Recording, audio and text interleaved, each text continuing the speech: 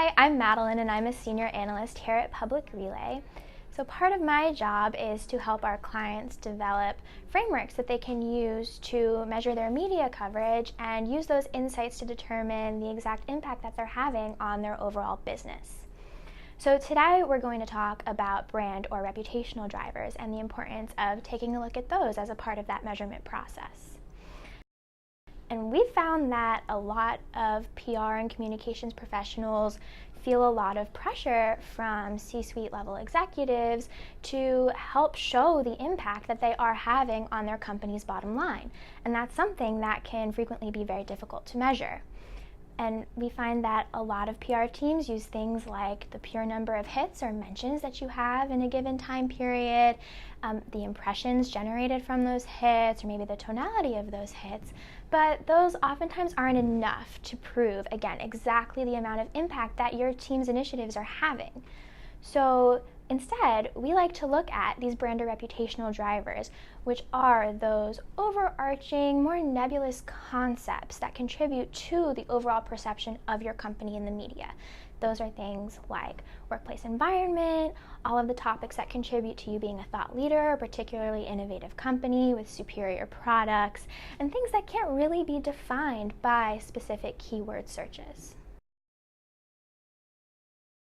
There are a couple of different ways, once you've established this reputational driver framework, that you can actually sort of slice and dice the data. So one way is to compare reputational drivers against one another and benchmark them in relation to one another. Another thing that you can do is look at subtopics within each of those reputational driver pillars. So what specifically is it that is driving all of your workplace environment coverage? And you compare those subtopics against one another, along with things like social sharing, the tonality of those specific subtopics, and the aggregate of that data should provide you with some helpful insights to help advise your overall strategy in that area. And then a third way that you can approach measurement is by comparing those specific reputational drivers with competitors or peers that also work in your space, so that you can help to target influencers, whether they're authors or outlets, that are writing about those specific topics for competitors, but maybe for some reason haven't gotten your message out there quite as much. Another way to use brand data is in the case of a crisis.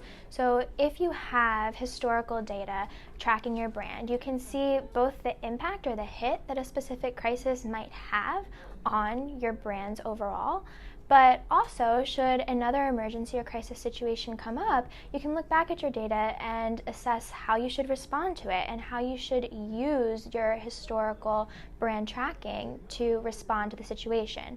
So for example, do articles that contain a quote from a spokesperson that gets your messaging out there a bit more have more impact within coverage? Or is that maybe not where you should focus your efforts, and perhaps you should try a new strategy to help with the current situation? Thank you so much for listening. If you're interested in learning more about reputational management, please visit the resources page on the PublicRelay website.